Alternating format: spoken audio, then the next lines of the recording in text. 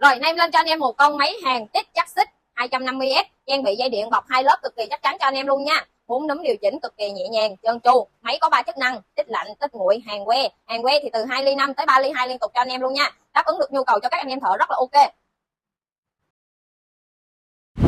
Đó, anh em thấy không? Đây là một cái dải đường hàng máy hàng tích. Cái dải nó rất là đẹp. Đặc biệt anh em sử dụng mẫu máy hàng tích nguội của chắc xích đồ đó là nó còn trắng ép chiến hơn nữa, cho ra đường hàng rất là đẹp, chắc chắn và tuyệt vời luôn nha. Đó, anh em có thắc mắc hay bất kỳ câu hỏi gì về sản phẩm thì để lại một chấm dưới comment cho em nha. Hoặc là anh em có thể nhanh tay chốt đơn vào giỏ hàng phía bên tay trái luôn nha. Cảm ơn anh em.